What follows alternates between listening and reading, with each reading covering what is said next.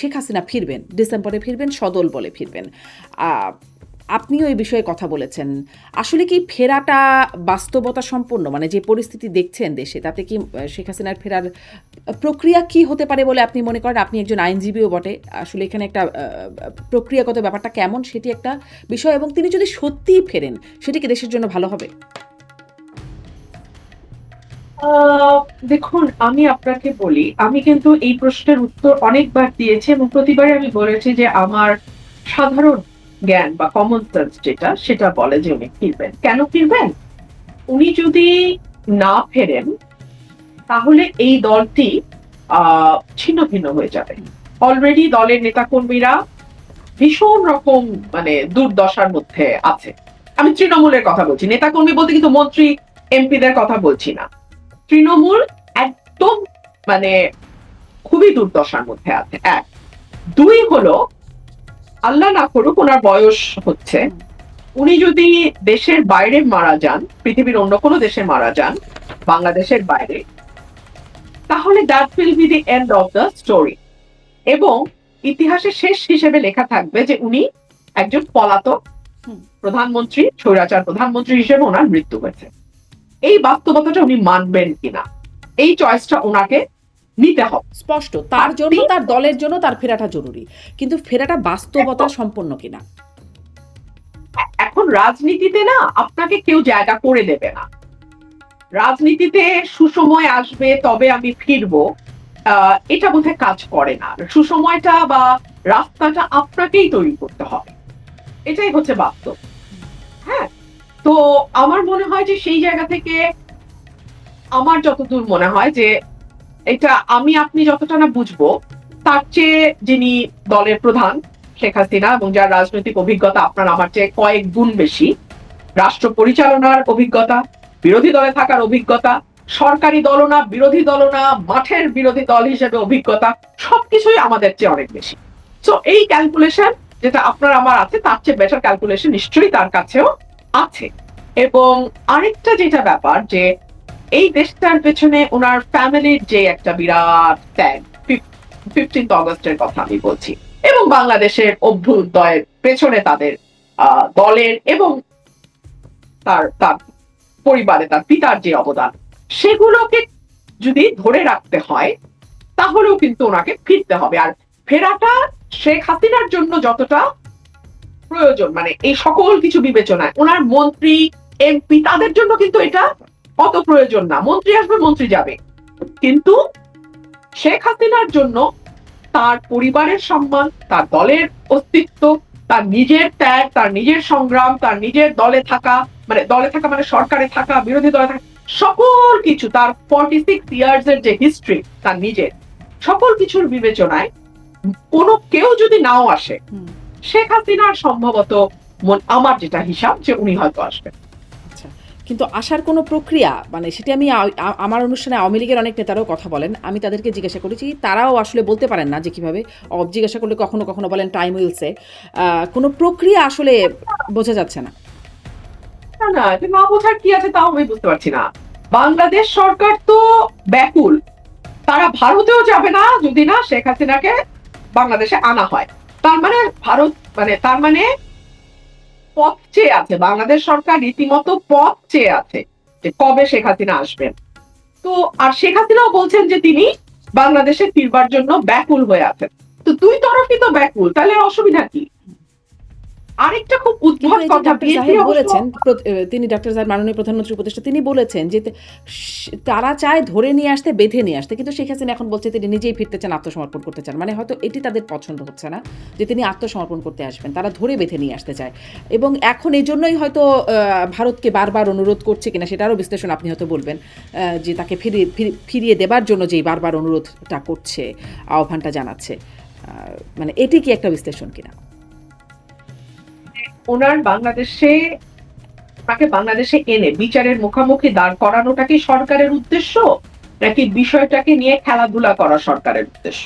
যদি খেলাধুলা হয় তাহলে না উনি আসলে কিন্তু হবে না, ভারতকে নিয়ে আসতে হবে, বেঁধে নিয়ে আসতে হবে, প্লেনে দাঁড় করিয়ে নিয়ে আসতে হবে, ফার্স্ট ক্লাসে আনলে হবে না, ইকোনমি ক্লাসে আনতে হবে, ইকোনমিক ক্লাসে আনলে হবে না, প্লেনের লেজে বসিয়ে আনতে হবে, মানে ইত্যাদি ইত্যাদি নাটক করাই যায়। মানে এখন আপনার উদ্দেশ্য নাটক করা হলে তো আমি সারা দিন নাটক করবেন। যেমন ধরেন আমি একটা টক শোতে বলেছিলাম যে 5 জন ভালো সংস্কৃতি কর্মীর নাম বলেন যারা বিএনপি করে, 5 জন ভালো গায়কের নাম বলেন, রবীন্দ্রসঙ্গীত শিল্পীর নাম বলেন যারা বিএনপি করে, 5 জন ভালো নজরুল সঙ্গীত গায়ে বিএনপি করে নাম বলেন, 5 জন ভালো নৃত্য শিল্পীর নাম বলেন, 5 জন ভালো অভিনেতার নাম বলেন, 5 জন ভালো কবির নাম বলেন, 5 জন ভালো লেখকের নাম বলেন, 5 জন ভালো সাংবাদিকের নাম বলেন। অর্থাৎ বুদ্ধিবৃত্তিক কাজের সঙ্গে এবং মননশীল সৃজনশীল কাজের সঙ্গে যুক্ত বা 5 জন আর্টিস্টের নাম বলেন ফার্স্টে। আপনি পারবেন না ভাই, আপনি দিস্তার পর দিস্তা রিসার্চ করতে পারেন, আপনি পাবেন না। সে কারণে বিএনপির বুদ্ধিবৃত্তিক যে দৈন্যতা, তার ফলে বিএনপির কর্মীরা দেখে অনেকে বলে আমি শেখ হাসিনাকে কি জানি কি ফিরায় আনবার চেষ্টা করছি। আরে ভাই, আমি করতে গেছি? আমি কি পুলিশ? আমি কি মন্ত্রী? আমি কি স্বরাষ্ট্র মন্ত্রণালয়ের দায়িত্বে? আমি কি আইন মন্ত্রণালয়ের দায়িত্বে? আমি কি প্রধানমন্ত্রী? আমি কি করে শেখ হাসিনাকে ফিরে আসবো? আমি আইনজীবী, বটতলার উকিল হিসেবে আমি যেটুক বুঝি আমি ওইটুক বলি, রাজনীতি একজন কর্মী হিসেবে আমি যেটুক বুঝি আমি ওইটুক বলি, নাকি ওইটুক তোমাদের মন মতো না হলে বলাও যাবে না, তাই না? তো এই যে ইডিয়টিক কথাবার্তা বিএনপি বলে, আমার মনে হয় যে বিএনপির কিন্তু আমার মনে হয় যে মানে এরকম বোকার মতো কথা বলার চেয়ে চুপ থাকাটা বেটার। মুখ বাঁধা ছালার দাম কিন্তু লাখ টাকা। যতক্ষণ পর্যন্ত না তোমার স্টুপিডিটিটা একেবারে দৃশ্যমান হয়ে যাচ্ছে, ততক্ষণ পর্যন্ত তুমি বরং বেটার ইউ কিপ কোয়াইট। আমি এটাই বলবো, মানে আমি ফিরায় আনতে চাই। আচ্ছা, হাউ ফানি, মানে who am I to bring her back end how is that possible? I'm not in charge of home, I'm not in charge of law, I'm not in charge of government, so even if I want to, how can I? আচ্ছা, এটাই বলা হচ্ছে, হ্যাঁ, যে আপনি ফিরে আনার চেষ্টা করছেন, কিন্তু তিনি যদি ফিরে আসেন বলে আপনার যে ধারণা, তিনি ফিরে আসলে আসলে কি পরিস্থিতি ভালো হবে নাকি সেটি আরো মানে খারাপ কিছু? শুনেন ভাই, এই সরকার যে 3টা অগ্রাধিকার বললেন, গ্যাস, বিদ্যুৎ, জ্বালানি, দ্রব্যমূল্য, আইন শৃঙ্খলা, 3টাতে অষ্টডিম্ব প্রসব করছে। এর উপরে যদি শেখ হাসিনা বাংলাদেশে আসে, এইটা আমি এই বছরের শুরুতে বলছিলাম, সবচেয়ে বড় বেকায়দায় পড়বে এই সরকার। না পারবে তাকে ফাঁসি দিতে, ফাঁসি না দিলে অন্য যে রাজনৈতিক দলগুলো আছে তাদের কেউ কেউ এমন অবস্থা তৈরি করবে যে দেশে একটা অচল অবস্থা তৈরি হবে।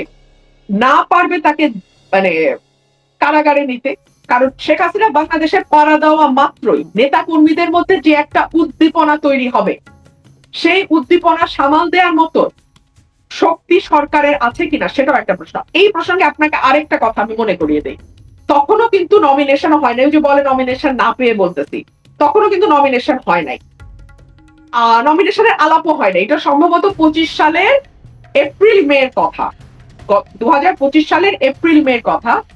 আমাদের একটা প্রোগ্রাম ছিল, আলোচনা, ওখানে মির্জা ফখরুল ইসলাম আলমগীর সাহেবের মেয়ে উপস্থিত ছিলেন, মেয়ের জামাইও উপস্থিত ছিলেন।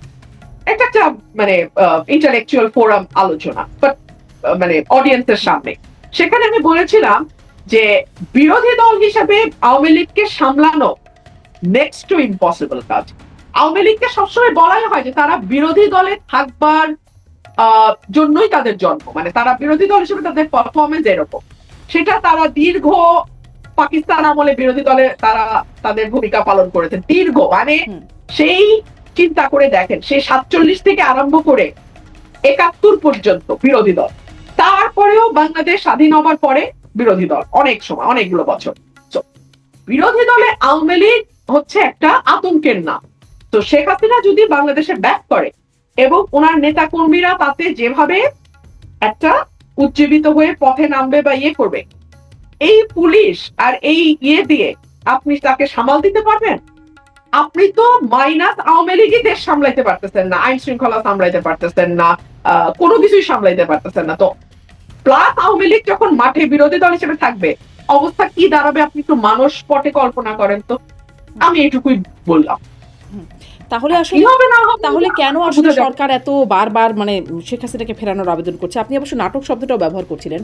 কারণ এইটা প্রশ্নটা এভাবে করবার একটা বিশেষ কারণ হচ্ছে ধরেন 14-15 তারিখের মানে খবরের কাগজগুলো যদি দেখি তাহলেও দেখছিলাম যে তারেক রহমান ভারতে যাচ্ছেন, প্রধানমন্ত্রী যাচ্ছেন, সেরকম প্রস্তুতি চলছে বা প্রস্তুতি শেষের দিকে এরকম নানান রকম আলোচনা, সময়টাও নিয়ে আলোচনা হচ্ছিল। কখনো 21শে আগস্টের কথা হচ্ছিল বা প্রথম মানে এই সপ্তাহের মধ্যে যাবেন এরকম খবর আসছিল। তারপরে দেখা গেল যে এনসিপির নেতারা নাহিদ ইসলাম, আসিফ মাহমুদ, সজীব ভুঁইয়ারা তারা বেশ শক্ত ভাষায় বললেন যে তিনি যেতে পারবেন না, গেলে দেশের মানুষের সাথে গাদ্দারি হবে এরকম কথা বললেন। এবং তারপরে দেখা গেল আসলে পররাষ্ট্র মন্ত্রণালয় থেকেও বলা হচ্ছে যে তারেক রহমান যাবেন, কিন্তু তার জন্য শর্ত হচ্ছে শেখ হাসিনাকে ফিরিয়ে দিতে হবে, মানে সহায়ক পরিস্থিতি হলে তিনি যাবেন এরকম একটা কথা বলা হলো। আসলে তিনি ভারতে যাবেন, ভারতে যাওয়ার জন্য শর্ত কি আসলেই শেখ হাসিনা ফিরিয়ে দেওয়া? শেখ হাসিনাকে ফিরিয়ে দেওয়ার ব্যাপারে এত জোর তাহলে কেন দিচ্ছেন? আপনি যে বিশ্লেষণটা দিলেন সেটি তো তারাও জানেন, তারাও বোঝেন। এই বিষয়ে তারেক রহমান সাহেব আমার সাথে আলাপ করেন নাকি, তো ওনার মনের ভিতরে কি আছে এটা একমাত্র উনি জানবেন, ওনার কাছের ব্যক্তিরা জানবেন, আমি জানি। আমি একজন অবজারভার হিসেবে আমি যা দেখি আমি আপনাকে তাই বললাম।